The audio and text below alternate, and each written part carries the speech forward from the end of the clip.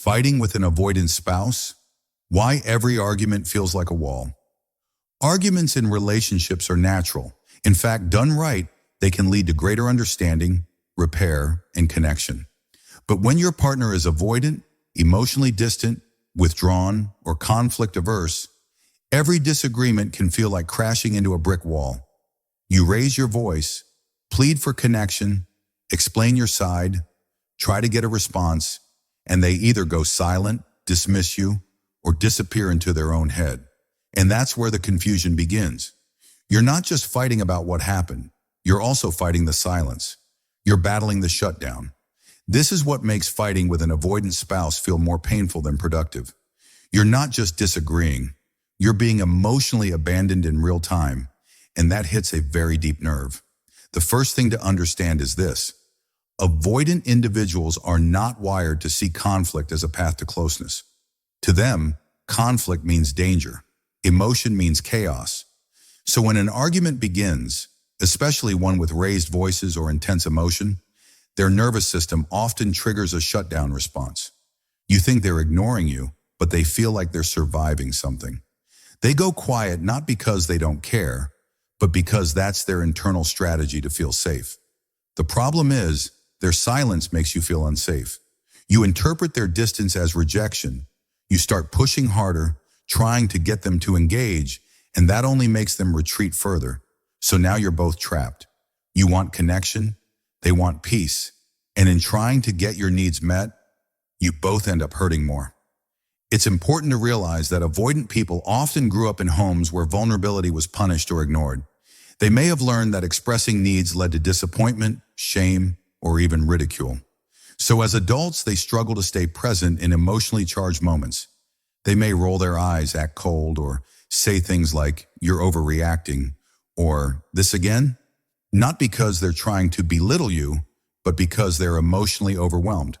They don't have the inner tools to stay with you through the discomfort of disagreement. So every fight, for them, feels like a threat to their autonomy, not an opportunity for healing. And for you, it feels like being stonewalled, invalidated, or punished for caring too much. It's a painful mismatch. When you're married to someone with avoidant attachment, what begins as a conversation often turns into a chase. You express hurt, they shut down. You get louder, they get quieter. You ask for closeness, they pull away. And each time you walk away feeling more alone than when the argument started. This dynamic is what turns normal conflict into emotional trauma. You're not just upset by what was said, you're haunted by what wasn't. You're left stewing in the silence, trying to decode their retreat. And they, often unaware of the impact, convince themselves they're just trying to keep the peace. But real peace doesn't come from silence. It comes from showing up. One of the most misunderstood aspects of fighting with an avoidant spouse is how quickly they switch off. You might be in the middle of expressing your pain, and suddenly they're on their phone, walking out or changing the topic. That moment, that disconnection, is devastating. It tells your nervous system you're too much, and that activates your own fears of abandonment. This is why arguments with an avoidant don't feel like normal fights. They feel like you're being erased. Your voice disappears. Your needs become an inconvenience. And worst of all, you start to question your own emotions. You wonder, am I really too emotional? Or maybe I should just let this go. But letting go doesn't fix it. It just pushes the resentment deeper. Avoidants are often unaware of the emotional injuries they cause. In their world, withdrawal feels like a gift. I didn't yell. I didn't insult you. I just walked away. But in your world, walking away is the insult. It feels like emotional starvation. It leaves the wound open and festering. And when you try to revisit the topic later, they've already moved on, because avoidance is about escape, not resolution. That's why you can have the same argument 10 times and feel like you've made no progress. You're trying to repair. They're trying to forget. And in that emotional tug-of-war, intimacy dies a little more each time. So how do you fight differently with an avoidant spouse? First, recognize the battlefield. You're not in a war of words, you're in a war of nervous systems. They're not resisting you, they're protecting themselves. That doesn't make it okay, but it does make it understandable.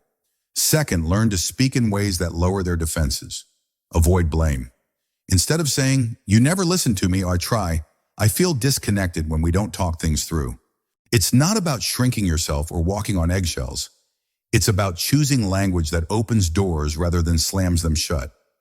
Avoidants are hypersensitive to criticism, even if they don't show it. They interpret emotional intensity as danger. So sometimes the softer your tone, the clearer your message becomes. You also have to develop emotional patience. That doesn't mean you tolerate disrespect, but it does mean you give space without turning cold. You say, "I can see this is too much right now. I still want to resolve it, but let's take a break and talk when we're both calm." That pause can feel like surrender, but it's actually power. It shows maturity. It stops the spiral. And most importantly, it sends a different message than the ones they grew up with. It says, "I'm not here to control you. I'm here to connect with you." And that is something avoidants rarely experience in childhood or in adult relationships. Still, let's not sugarcoat it. Fighting with an avoidant is draining. It takes a toll on your self-esteem. Over time, you may feel like you're always the one reaching, fixing, initiating. You may wonder if you're in a relationship or just orbiting someone emotionally unavailable. That's a hard truth to face. But here's another truth. Avoidants can grow. They can learn to stay present, but only if they're willing to do the inner work. You can't carry the whole relationship alone. You can adjust your approach, yes, but you also need to see signs that they're meeting you halfway. If they're not even trying, you're not in a relationship. You're in a performance where you play both roles. Some avoidant spouses actually love deeply, but they express it in indirect ways. They'll fix the car instead of saying, "I love you." They'll stay up late working, thinking providing is their form of affection. And while those actions are meaningful, they don't replace emotional presence. You need to feel felt. You need to be seen in your sadness, not just supported with solutions. So if you're married to an avoidant, talk about emotional presence, not just actions. Tell them, "I know you care, but I need you with me when things are hard, not just doing things when things are easy." That's how you begin to reshape the language of love in your marriage. Let's also acknowledge something deeper. When you're fighting with an avoidant, you may begin to feel ashamed of your own emotions, like you're too needy, too sensitive, too intense. But emotions are not weakness, they're signals. And if your partner makes you feel small for having them, that's not your shame to carry. Healthy love does not require emotional self-erasure. Healthy love says, "Your needs are safe here." And if your marriage doesn't make space for that, then it's not love. It's emotional suppression in disguise. At the end of the day, avoiding conflict doesn't prevent pain, it prolongs it. And fighting without connection doesn't resolve pain, it multiplies it. If you're stuck in a loop of emotional distance, the goal isn't to win the argument. It's to rewire the relationship. That may mean therapy. That may mean tough conversations.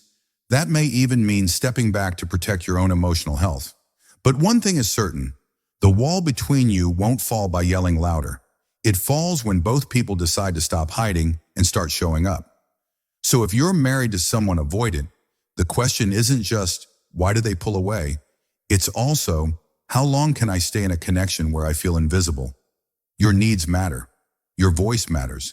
And your pain is real. You don't have to carry the silence alone.